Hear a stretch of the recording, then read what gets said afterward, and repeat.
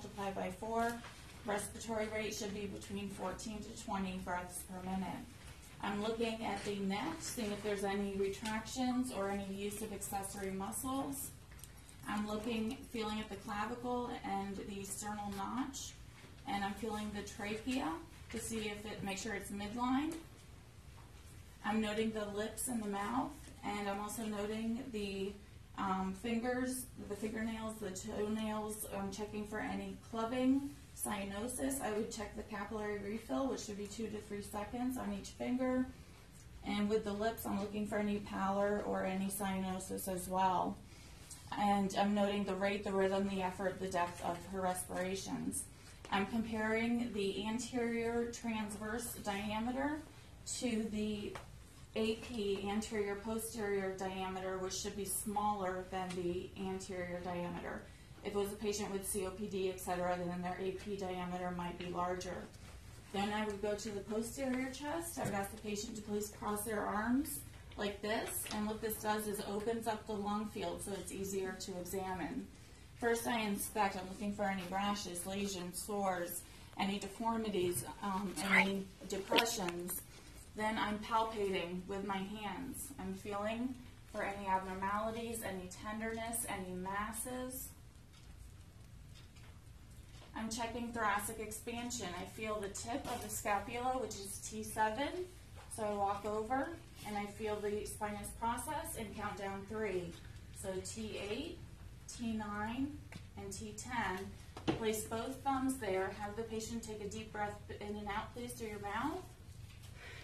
And watch for symmetrical movement of the hands as the lungs during inspiration and expiration.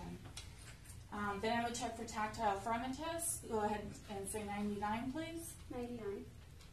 99. 99. 99. And I'm feeling the vibrations each time she says 99 to make sure they're not increased or decreased.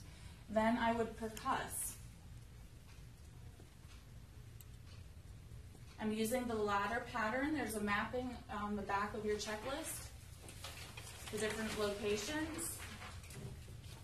In normal, I'm hearing resonance. Can you guys hear that? And I'm checking just to make sure that there's no consolidation or dullness or flatness during the percussion. Now I'm going to estimate the movement of the diaphragm. I'm going to ask the patient to take a big breath in and out through your mouth and hold out, please.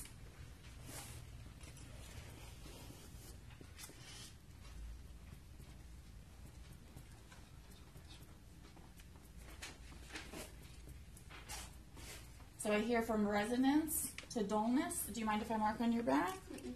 I'm going to make a little mark on that point.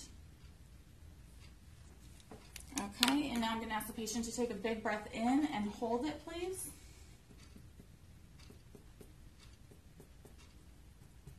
I hear resonance.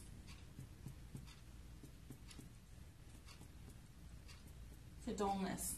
And I expect this one to be higher or lower than the first point? Lower, because she has inspiration and the lungs are filled with air and the diaphragm therefore has moved down. So I'm going to mark that point and measure between the two, and it should be 5 to 6 centimeters.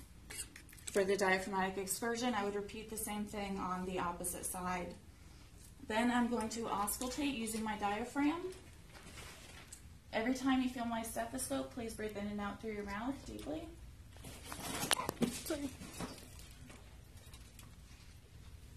And again, I'm using the same ladder pattern that's on the back of your checklist, comparing side to side as we go through.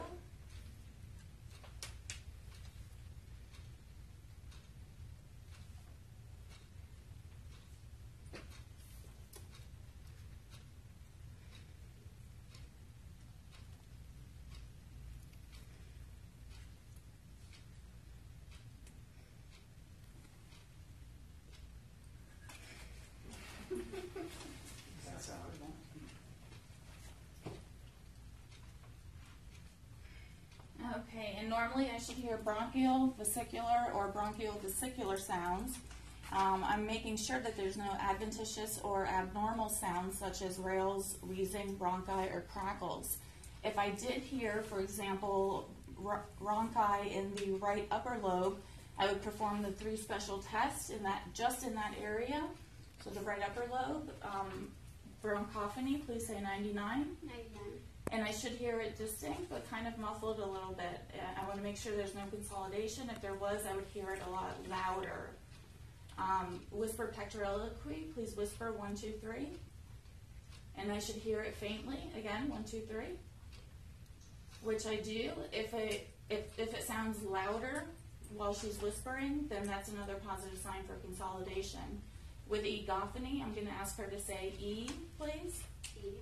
And it should sound like E. If it was to change and sound like A, that would be a positive egophony test for that area. Then we'll do the same thing on the anterior thorax. I'll ask you to please lie down.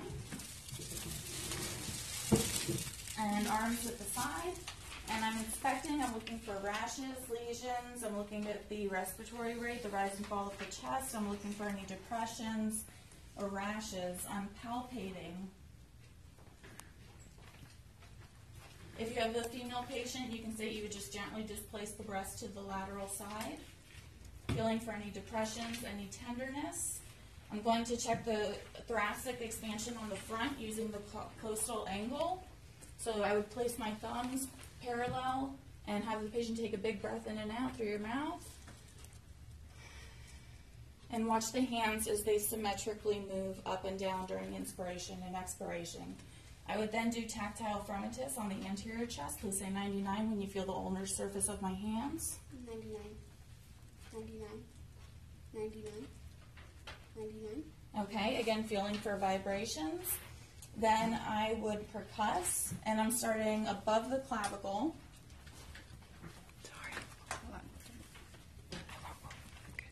Making sure that I'm in the inner space.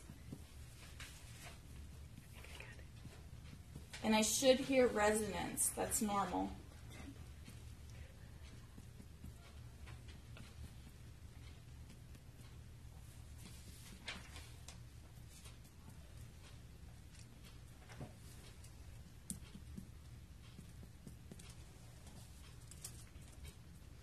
Okay, and after I have percussed, then I'm going to auscultate all the areas as well, starting above the clavicle with the diaphragm. Every time you feel my stethoscope, please take a big breath in and out through your mouth.